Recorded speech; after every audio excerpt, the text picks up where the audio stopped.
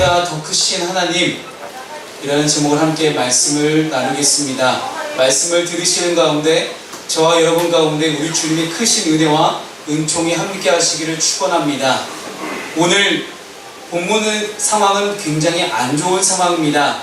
사사기 10에 하나님께서 미디안 족속을 강성하게 하셔서 이스라엘을 점령하게 하셨고 이스라엘을 미디안의 지배 아래 살아가게 하셨습니다. 엄청난 고통과 신음이 이스라엘을 감싸고 있는 장면들을 보게 됩니다.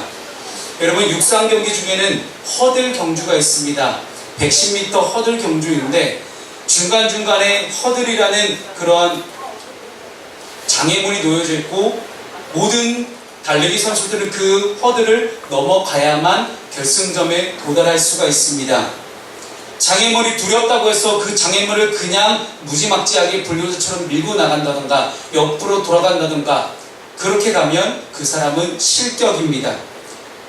하지만 용기를 가지고 장애물을 뛰어넘으며 달려갈 때 우리는 결승선에 다다를 수가 있습니다. 우리도 살아가다 보면 많은 장애물과 많은 문제들이, 많은 어려움들이 우리의 삶을 가로막고 있는 것들을 보게 됩니다. 아마도 이 어려움과 문제들은 가장 어린 아이들부터 어른들까지 동일한 문제는 여전히 우리에게 존재합니다. 그 문제들 가운데 우리는 자신의 한계, 자신의 실패에 대한 두려움들, 여러 가지 안 좋은 상황 조건들, 그것들을 통해서 우리는 자꾸만 두려워하며 어떻게든 피해가려 하고 그 문제를 맞닥뜨리기 싫어하고 회피하는 우리의 모습들을 보게 됩니다. 하지만 우리가 피한다고 그 문제가 사라지는 것은 아니었습니다. 여전히 그 문제는 우리를 가로막고 있고 그 문제가 결국은 우리의 삶을 지배하는 것들을 우리는 보게 됩니다. 이처럼 장애물 앞에 두려움과 공포로 한없이 작아져 있는, 한없이 연약해져 있는 한 인물을 우리는 보게 됩니다. 그 인물이 오늘 본문 가운데 나오는 기드온이라는 사람입니다. 어느 날 기드온이 포도주 틀에서 밀을 타작하고 있습니다. 여러분, 그 당시 포도주 틀은 굉장히 좁은 공간에서 바위를 깎아 만들어서 파는 그 공간에다가 포도주들을 넣고 포도주를 닫거나 아니면 다른 곳으로 문대에서 포도주 즙을 짜내는 것들이 일반적인 방법이었습니다. 밀을 타작할 때는 밀을 굉장히 넓은 공간에서 흩뿌려가며 가라지를 걸러내고 안 좋은 것들을 걸러내고 오직 밀만 남게 해서 밀을 타작해서 넓은 공간에서 하는 것이 당연한 것이었습니다. 하지만 오늘 기드온은 미디안 사람의 눈이 두려워서 그들의 눈을 피해서 몰래 조용히 좁은 포도주 틀에서 밀을 타작하고 있는 한없이 작고 연약해진 기드온의 모습을 우리는 보고 있습니다. 아마도 미디안 족속이 시시때때로 이스라엘을 쳐들어와서 그들의 생필품을 노략해가고 그들을 죽였기 때문에 이렇게 하지 않을까 생각합니다. 어떻게든 기드온도 먹고 살아야 하니 어쩔 수 없이 좁은 포도주 틀에서 몰래 밀을 타작하고 있는 모습들을 보게 됩니다. 오늘 본문 15절을 보면 기드온은 자기 자신에 대해서 한없이 작고 연약하게 느끼고 있습니다. 미디안이라는 큰 장애물 앞에, 커다란 문제 앞에 기드온은 두려움으로 아무것도 하지 못한 채 그저 소극적으로 자신의 모습만을 바라보고 있는 그러한 어려움과 위험과 그 문제 가운데 처해 있는 것입니다. 이러할 때에 하나님께서는 천사, 즉 하나님의 사자를 보내셔서 기드온을 통해 말씀하시는 장면이 오늘 본문의 장면입니다. 오늘 본문을 통해서 저와 여러분 가운데 어떻게 하면 우리가 문제를 바라보지 않고 하나님을 바라보며 살아갈 수 있을까? 함께 은혜를 나누기를 소망합니다. 첫 번째는 가장 큰 잠재력은 하나님이 함께 하신다는 것을 믿는 것입니다. 여러분, 기도를 통해서는 아무것도 우리를 기대할 수가 없습니다. 여러분, 지난주 함께 말씀을 나눴지만 므낫세 지파는요, 여러분 그닥 이렇게 강한 지파가 아니었습니다. 베냐민 지파도 그랬고 므낫세 지파도 그렇게 큰 지파는 아니었습니다. 오직 유다와 에브라임 지파만이 이스라엘에서 강성한 지파로 기세등등하게 가고 있는 그런 상황이었지만 여전히 이스라엘의 모든 12지파는 지금 미디안의 압제 속에서 허덕이고 있는 그런 상황입니다. 그런데 하나님께서 이렇게 작고 한없이 여린 이 기드온을 향해서 큰 용사라고 부르시는 장면이 나오게 됩니다. 큰 용사라는 의미는 전투에 매우 능한 그런 강인한 용감한 워리어 전사를 뜻하고 있습니다. 미디안을 두려워하는 현재의 용기 없는 모습과 미디안을 향해서 강인한 전사의 모습으로 나갈 그 기드온의 모습, 여러분 너무나 상반된 모습입니다. 하지만 이 상반된 모습 속에서 하나님은 있는 그들의 모습이 아니라 기드온의 잠재력을 보시는 하나님의 모습을 보게 됩니다. 기드온이 자신을 바라보는 시선은 굉장히 약한 가문에서 태어난 가장 작은 자일 뿐이라는 그런 자신을 향한 정직한 성찰입니다. 여러분 때로는 우리 자신의 모습을 보면서 나는 어떤 사람이야, 나는 이런 사람이야 하고 정직하게 바라보는 것도 매우 중요합니다. 내가 이런 사람이야, 내가 이 정도의 능력치를 가지고 있어라고 분명하게 우리가 설정하고 나의 어떤 능력치에 대해서 분명하게 알고 있는 것도 중요합니다. 그래서 나 자신을 알고 남을 알고 함께 그 관계 속에서 살아가는 사람이 우리 인간 사회일 것입니다. 하지만 기드온은 생각보다 더 큰 잠재력을 가지고 있음에도 불구하고 그것을 미처 깨닫지 못했습니다. 그 잠재력이란 바로 하나님이 함께 하시는 것이었습니다. 하나님이 보시기에 기드온은 큰 용사였습니다. 하나님이 기드온과 함께 해주시면 그 이전까지는 상상도 못할 일들을 기드온이 해낼 줄을 하나님은 이미 알고 계셨던 것입니다. 그렇기 때문에 기드온의 현재의 모습이 아니라 미래의 미디안의 적군들을 열심히 전쟁을 해서 그들을 가볍게 물리칠 수 있는 강한 용사의 모습을 하나님께서는 보셨던 것입니다. 여러분 이것이 바로 비전입니다. 비전은 바라보다는 뜻을 갖고 있습니다. 여러분 항상 우리는 비전을 가지고 살아가야 합니다. 하나님이 나와 함께 하셨을 때, 내가 하나님과 함께 했을 때 그 어떤 어려움도 다 물리치고 내가 이렇게 할 수 있을 것이라는 하나님 나를 통해 만들어 가시는 나의 새로운 모습, 지금의 나의 모습이 아닌 하나님 나를 통해 만들어 가실 그 새로운 모습을 바라보는 것, 여러분 그것이 바로 비전입니다. 그 비전을 가지고 살아가시는 저와 여러분 되기를 소망합니다.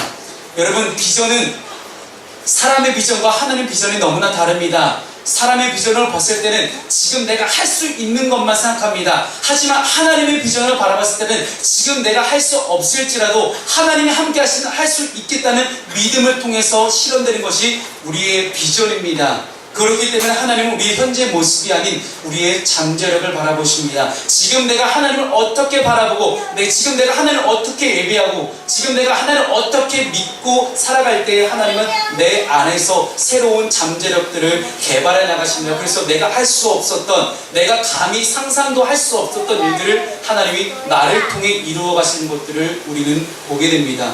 하나님 함께 하실 때 기드온은 더 이상 작은 자가 아니라 큰 용사가 될 수 있습니다.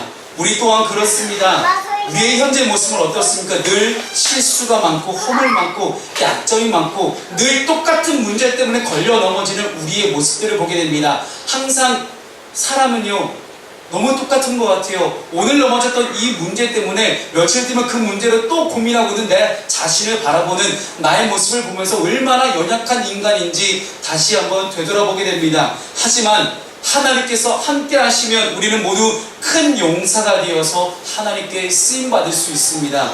모세가 그랬고요, 여호수아가 그랬고요, 다윗이 그러했습니다. 작고 작은 다윗이 어떻게 커다란 골리앗 앞에서 물맷돌을 던질 수 있는 용기가 있었을까요? 네가 모욕하는 만군의 하나님 여호와께서 나와 함께 하시니 나는 절대 네가 두렵지 않다라고 골리앗을 향해 선전포감에 달려나갔던 그 다윗의 모습을 기억하십시오. 여러분 모두 다윗입니다. 하나님이 함께 하실 때 여러분은 다윗과 같은 사람이 될 수 있을 것입니다. 하나님은 모세와 여호수아와 다윗과 같은 모든 성경의 인물들을 놀라운 일꾼으로 사용하셨습니다. 그 일꾼을 사용하실 때는요 조건이 하나 있었습니다. 자기들 마음대로 하고 싶은 일들 가운데 하나님을 끌어들인 것이 아니라 하나님의 역사와 하나님의 일하신 가운데 하나님이 나를 사용하신 가운데 우리를 사용하셨다는 사실입니다. 내가 하고 싶은 일 가운데 하나님을 끌어들이지 마십시오. 하나님의 일하신 가운데 우리가 동참할 수 있는 저와 여러분 되기를 소망합니다. 나의 지금의 모습이 아니라 내 안에 있는 숨어있는 잠재력, 그것은 바로 하나님이 우리와 함께 하시는 것입니다. 두 번째는 하나님께서 함께 하실 때 기드온은 미디안 사람 치기를 한 사람을 취급하게 되었다는 사실입니다. 오늘 본문 16절 말씀은 우리에게 그렇게 말씀합니다. 미디안 족속이 아직까지 너무나 거대해 보입니다. 우리 눈앞에 닥쳐있는 미디안이라는 문제는 너무 커다랗고 감히 우리가 부딪힐 수 있을까? 저들을 이길 수 있을까? 도저히 상상할 수 없는 그런 존재가 미디안이라는 족속이었습니다. 하지만 하나님께서는 미디안이라는 그 수많은 군대를 한 사람이라고 표현하십니다. 보잘것 아니다. 작은 거다. 네가 볼 때 너무나 커다란 문제지만 하나님 볼 때는 너무나 작은 문제였다는 사실입니다. 기드온의 눈에 미디안은 너무나 강했습니다. 그리고 나는 너무나 약했습니다. 하지만 하나님은 그들 모두와 전쟁하는 일이 한 사람과 전쟁하듯 쉬운 전쟁이 될 것이라고 기드온에게 용기를 심어주십니다. 이미 하나님은 기드온을 통해서 하나님이 승리하실 것들을 기드온에게 계속해서 말씀하고 계십니다. 여러분, 억지로 예수 믿으면서 긍정적인 것들을 끌어내지 마십시오. 하나님께서 바라보실 때, 하나님의 눈으로 바라보실 때 여러분 작고 큼이 결정되는 것입니다. 여러분, 긍정적인 사고를 하며 살아가 더 중요합니다. 하지만 어떠한 부정적인 일들이 우리에게 있다 할지라도 그 가운데서 하나님이 눈으로 보실 때 하나님은 절대 크게 보지 않으신다는 사실을 우리가 마음으로 믿고 온전히 하나님을 신뢰하며 살아갈 수 있는 저 여러분 되기를 소망합니다. 나의 눈으로 보기에는 너무나 큰 산입니다. 하지만 전능하신 창조주 하나님 앞에서는 그냥 작은 문제일 뿐입니다. 우리가 천지와 만물을 창조하신 그 하나님을 우리가 믿는다면 그 하나님께서 과연 무엇을 못하시겠습니까? 천지와 만물을 만드신 하나님이십니다. 없던 것을 무에서 유를 창조하신 그 하나님이십니다. 그 하나님이 과연 무엇을 못하실까요?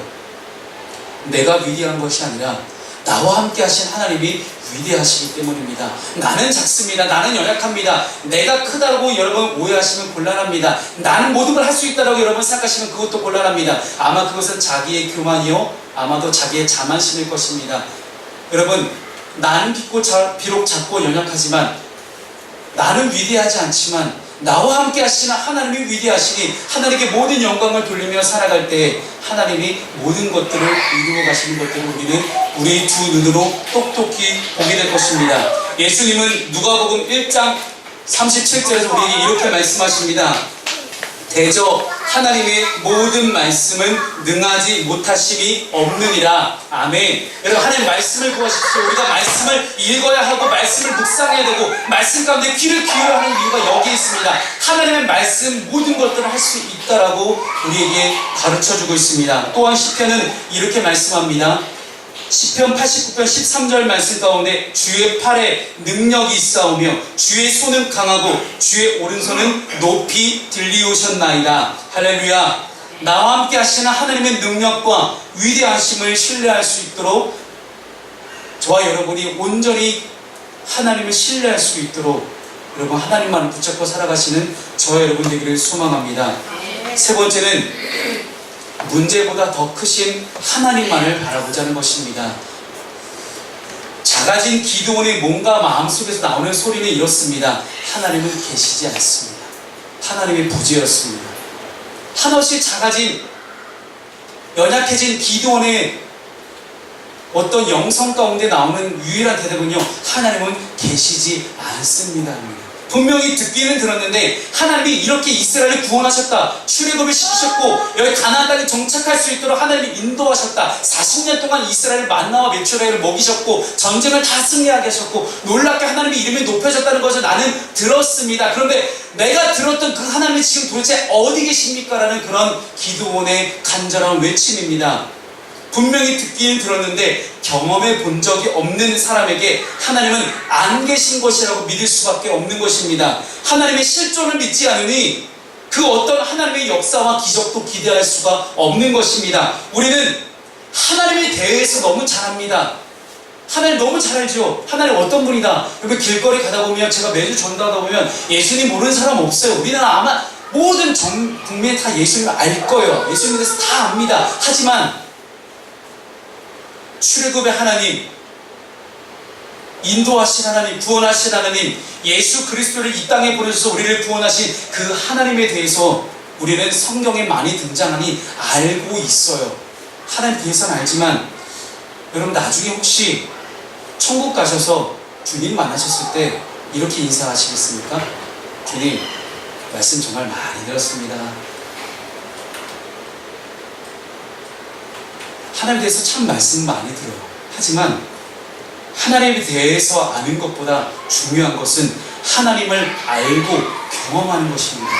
하나님을 알고 경험하는 우리의 인생 속에서 하나님을 만나고 함께 동행하며 하나님과 함께 주와 같이 길을 걸어가는 것, 그것이 바로 지금 우리에게 임한 하나님의 나라임을 믿으시기 바랍니다. 하나님의 살아계심을 믿으십니까? 하나님의 역사하심을 믿으십니까?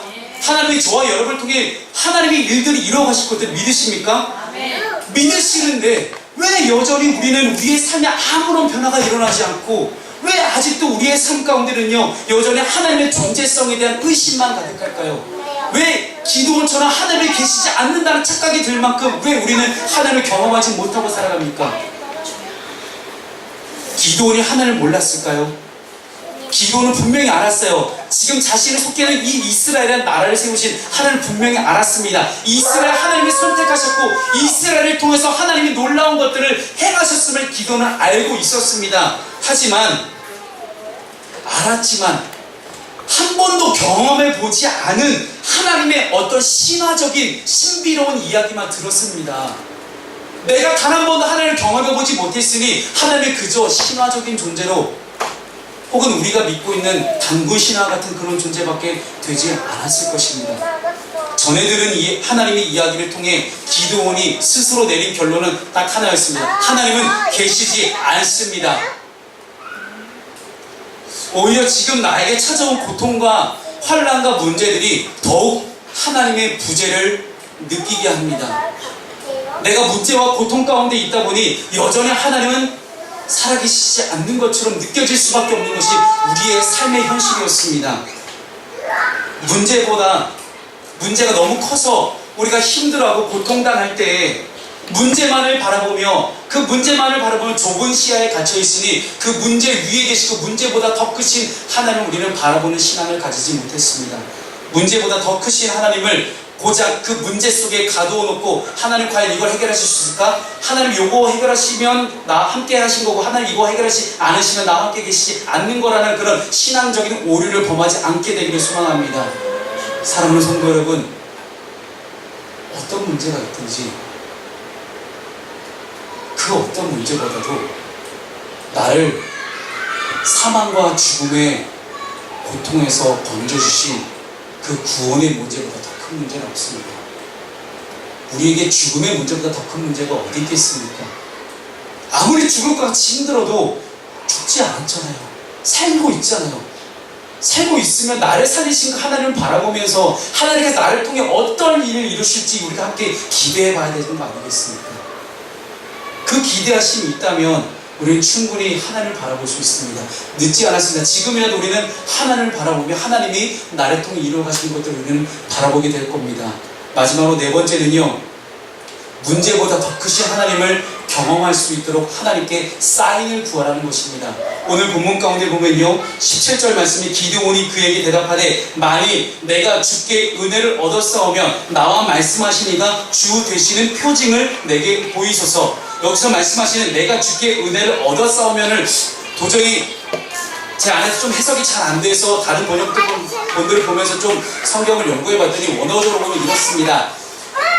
하나님의 사자 눈을 바라봤더니 하나님의 천사의 눈에 나를 기드온을 보시는 하나님의 천사의 눈 가운데 기드온을 긍휼히 여기시고 기드온을 사랑하시고 기드온을 불쌍히 여기는 그런 눈과 마음이 있다면 나에게 사인을 보내달라는 거예요. 여러분, 우리가 하나님을 경험하며 살아갈 때 참 중요한 것이 있습니다. 그것은 확신입니다. 여러분, 구원의 확신이 다 있으십니까? 하나님이 여러분을 구원하셨다는 걸 정말 믿으십니까? 이 확신이 정말 중요합니다. 내 앞에 있는 천사의 존재를 의심하는 것은요 곧 하나님을 의심하는 것과 똑같습니다. 기드온은 지금 당장 자기 눈앞에 있는 천사를 의심하고 있습니다. 지금 내 눈앞에 있는 천사가 진짜 천사인지 아니면 헛된 환상인지 아니면 나에만한 착각인지 아니면 사탄 마귀인지 그는 분별할 필요가 있었습니다. 그 분별할 수 있도록 기드온은 하나님의 천사에게 사인을 구합니다. 표적을 구하고 있습니다.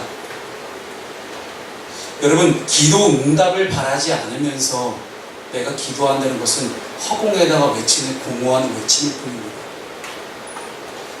우리가 기도를 왜 합니까? 기도한다는 것은 기도의 대상이 분명하다는 것입니다. 기도의 대상이 분명히 하나님께서 계시고 하나님이 나를 통해 그 기도를 들으신다는 확신이 있을 때 우리는 기도합니다. 만약 그거 없이 그냥 입만 뻥긋거린다면 아마도 허공에 대해서 외치는 공허한 외치는 것입니다.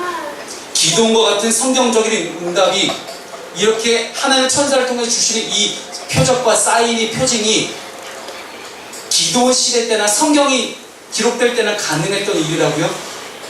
혹은 이런 사인이나 표적들이 지금 나에게는 없다고 생각하십니까? 여러분, 기도원이 만났던 하나님이나 기도원을 믿었던 하나님이나 그 당시 이스라엘을 구원하셨던 하나님이나 지금 우리가 믿고 있는 하나님은 동일하신 하나님이십니다. 하나님은 천년이 하루가 천년 같다고 말씀하십니다. 그때 계셨던 하나님 무소부재하시고 그 어디에나 계시는 그 하나님께서 그 몇천 년 전에 기도원이 함께 하셨을 때나 지금이나 우리가 믿고 있는 하나님은요 똑같은 하나님이십니다. 그런데 기도원에게만 표적을 주시고 우리에게는 표적을 안 주신다. 여러분, 이거는 아니죠.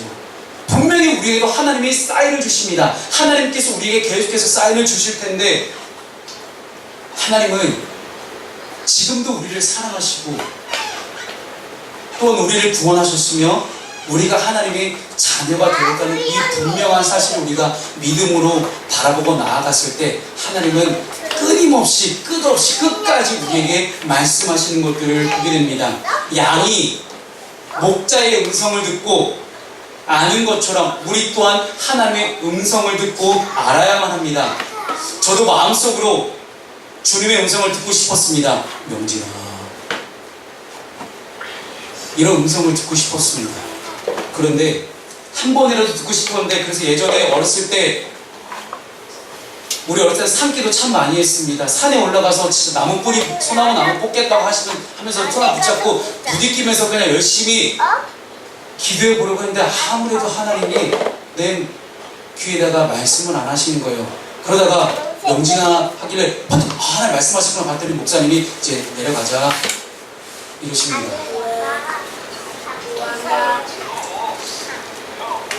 주님의 음성을 듣지 못했습니다. 그 이유는 내가 귀로 예수님의 음성을 들으려고 했기 때문입니다. 요한복음 14장 26절에 보면 우리는 주님의 음성을 생각으로 듣는다는 것을 알 수 있습니다. 요한복음 14장 26절 보혜사 곧 아버지께서 내 이름으로 보내실 성령 그가 너희에게 모든 것을 가르치고 내가 너희에게 말한 모든 것을 생각나게 하리라. 그렇습니다. 그 어떤 생각이 갑자기 드는 방법으로 성령께서는 우리에게 말씀하십니다. 이것을 신약적인 용어로 조명, 일루미네이션, 조명한다고 이야기합니다. 지금 당장 내가 내 육체적인 귀로 듣는 것이 아니라 내 마음의 생각 속에 하나님께서 생각을, 인사이트를, 감명을 싹 던져주고 가시는 것입니다. 히브리서 8장 10절 말씀이 이렇게 말씀합니다. 또 주께서 가라사대 그날 후에 내가 이스라엘 집으로 세울 언약이 이것이니 내 법을 저희 생각에 두고 저희 마음에 이것을 기록하리라. 나는 저희에게 하나님이 되고 저희는 내게 백성이 되리라. 시편 84편 5절 말씀에도 이렇게 말씀합니다. 주께 힘을 얻고 그 마음에 시온의 대로가 있는 자는 복이 있나이다 했는데 그 마음에 시온의 대로가 있다는 말이 무엇일까요? 하나님의 자녀 마음에는 하나님이 가라고 하는 길이 떠오른다는 거예요. 하나님께서 그 사람이 마음과 함께 하셔서 그 사람이 걸어갈 길들을 말씀하신다는 사실입니다. 로마서 8장 5절 6절 말씀도 이렇게 말씀합니다. 육신을 쫓는 자는 육신의 일을, 영을 쫓는 자는 영의 일을 생각하나니 육신의 생각은 사망이요 영의 생각은 생명과 평안이니라. 아멘. 우리가 전에는 생각나는 것을 들었다고 여기지 않았습니다. 그러나 이제는 내 생각 가운데 말씀하시는 주님의 음성이 우리는 귀를 기울일 수 있어야만 합니다. 그러면 정말로 내가 지금까지 상상도 못했던 많은 주님의 음성이 내 생각 가운데, 내 마음 가운데 들리기 시작합니다. 여러분, 양심의 소리를 혹시 들어보셨나요? 양심의 가책이라고 이야기할 수도 있겠습니다만 은혜 받았다고 느껴보신 적 있으신가요? 혹은 회개할 마음이 생긴 적이 혹시 있으십니까? 만약 우리가 하나님의 음성을 육성으로 명진아 하는 그런 육성으로 듣게 된다면 우리는 쉽게 교만해지거나 미혹에 빠지거나 신비로운 현상 가운데 우리를 다 빼앗길 만한 그런 가능성들이 너무나 많습니다. 평소에는 일반적으로 우리가 일상생활을 살아갈 때 우리가 그렇게 하나님의 음성을 듣기가 쉽지 않습니다. 그러니 하나님의 평소에는 하나님의 음성을 듣지 못한다는 착각에 빠지게 될 것입니다. 그러니 주님의 음성을 마음의 생각으로 들을 때 우리는 항상 성령님의 음성을 들을 수 있고 듣고 겸손하게 됩니다. 주님 음성 들었다고 교만해지는 많은 이들을 보았습니다. 하나님 나와 함께 하셨다. 하나님 나에게 말씀하셨으니 내 뜻대로 해야 된다라고 이야기하는 수많은 인간적인 교만들을 보게 됩니다. 하지만 여러분 방금 함께 말씀을 나눴듯이 하나님의 음성을 우리의 마음을 생각으로 듣는 것은 성경적인 방법입니다. 제가 방금 성경 말씀을 많이 이제 여러분과 함께 나눴습니다. 주님의 음성은 한 사람만 듣는 것이 아닙니다. 우리 모두가 들을 수 있는 것이 주님의 음성입니다. 우리는 다 주님의 마음을 다 갖고 있습니다. 그래서 문제는 그 마음을 품으려고 애를 써야 된다는 사실입니다.